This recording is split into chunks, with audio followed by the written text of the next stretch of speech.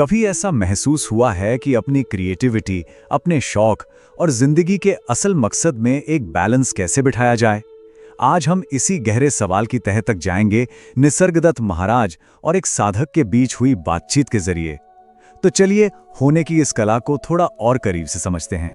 तो सवाल यही उठता है, और ये एक ऐसा सवाल है जो हम सब ने कभी ना कभी खुद से जरूर पूछा होगा कि एक मीनिंगफुल जिंदगी जीने की कोशिश में हमारी क्रिएटिविटी, हमारे पैशन, हमारे शौक, आखिर ये सब कहाँ फिट होते हैं? क्या ये सिर्फ ध्यान भटकाने वाली चीजें हैं या फिर ये हमारे सफर का एक जरूरी हिस्सा है? देखिए, ये सारी बातचीत ना एक बहुत ही प्रैक्टिकल जमीनी सवाल से शुरू होती है। एक साधक जो बिल्कुल हमारे जैसा ही है, अपने पैशन यानी पेंटिंग के बारे में पूछता है। वो बस ये जानना चाहता है कि उसकी आध्यात्मिक राह पर इस कला के लिए कोई जगह है भी या नहीं। सवाल बिल्कुल साफ है ना? और ये उस अंदरूनी कश्मकश को दिखाता है जो हम सब महसूस करते हैं, कुछ करने और बस होने के बीच का तनाव। क्या हमें अपने आध्यात्मिक मकसद तक पहुंचने के लिए अपनी पसंद की हर चीज को छोड़ना पड़ेगा, या फिर ये जो हमारी क्रिएटिव एक्टिविटीज हैं ये भी उस सफर का हिस्सा बन सकती हैं? अब देखिए, यहां पर महाराज का जो जवाब है वो थोड़ा अनएक्सपेक्टेड है।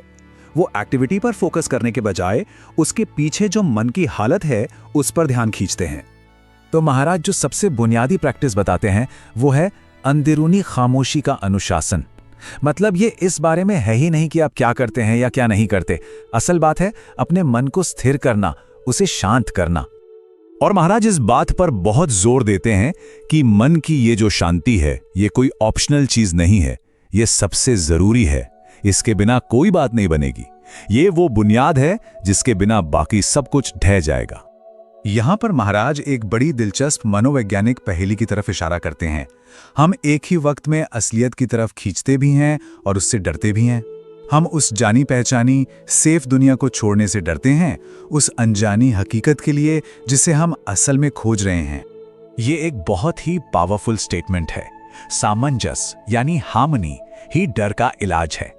जब हम हकीकत से लड़ना बंद कर देते हैं और उसके साथ एक हो जाते हैं तो डर अपने आप गायब हो जाता है। तो इस हार्मनी को समझने के लिए महाराज अस्तित्व का एक बहुत ही सरल लेकिन बहुत गहरा मॉडल हमारे सामने रखते हैं। हाँ, एक छोटा बच्चा, एक नवजात शिशु। सुनने में शायद थोड़ा अजीब लगे, लेकिन महाराज एक शिशु को होने की सबसे आदर्श अवस्था मानते हैं। चलिए समझते हैं कि इसका मतलब क्या है। तो ये जो शिशु अवस्था है ये शुद्ध, सरल और बिना बोझ वाली चेतना की हालत है। एक बच्चा बस होता है, वो सचेत है, खुश है और उसके मन में वो सब लेबल, पहचान या मानसिक बकवास नहीं है जो हम बड़े होते होते अपने ऊपर लाद लेते हैं। ये कितनी कमाल की मिसाल है ना? ये एक ऐसे दिमाग के बारे में है जो पहले से बने बनाए विचारों और कंडीशनिंग से पूरी तरह आजाद है। वो बस मौजूद है, एक शुद्ध गवाह की तरह दुनिया को बिना किसी फिल्टर के देख रहा है। और यहीं पर एक बहुत जरूरी कॉन्सेप्ट आता है, होने का आनंद। ये सेल्फ लव का सबसे बेसिक, सबसे सरल रूप है। ये कुछ पाने या बनने की खुशी नहीं है, बल्कि सिर्फ मौजूद होने की, अस्तित्व में होने की एक शांत, साधारण सी खुशी है। और यही वो बीज है जिससे बाद में गहरा आत्मप्रेम पैदा होता है। अच्छा, अब बातचीत में एक बहुत अहम मोड़ आता है। सवाल पूछने वाला एक तीखी और थोड़ी शक भरी चुनौती सामने रखता है। एक ऐसा सवाल जो शायद हम में से कई लोगों के मन में भी आ रहा होगा। और ये एक बहुत ही जायज सवाल है ना? क्या दुनिया से कटकर बस होने में लगे रहना एक तरह का स्वार्थ नहीं है? समाज के प्रति हमारी जिम्मेदारी का क्या? दूसरों की मदद करने का क्या? ये एक जरूरी सवाल है। और महाराज का जवाब कमाल का है, हैरान करने वाला और एकदम विरोधाभासी। वो स्वार्थी शब्द को अपना लेते हैं और उसे एक नया गहरा मतलब दे देते हैं।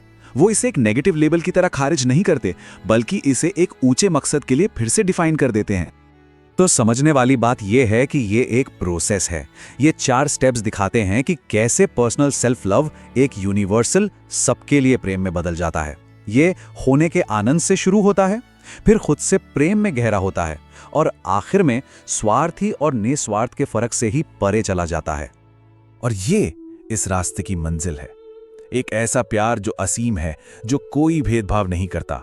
ये व्यक्तिगत प्रेम और सार्वभौमिक प्रेम के बीच की लकीर को ही मिटा देता है, और जो बचता है वो बस शुद्ध प्रेम है। चलिए अब इस बातचीत के आखिरी हिस्से पर चलते हैं, जो इस बात पर फोकस करता है कि इसे अपनी जिंदगी में कैसे उतारें और इससे हमें क्या सीख मिलती है। ये बहुत गहरी बात है ना?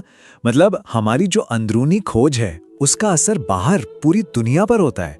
जब कोई अपनी परेशानियों की जड़ तक जाता है तो वो असल में उन बुनियादी मुद्दों को सुलझा रहा होता है जो पूरी इंसानियत को परेशान करते हैं। ये वही बात है कि खुद को बदलो तो दुनिया बदल जाएगी।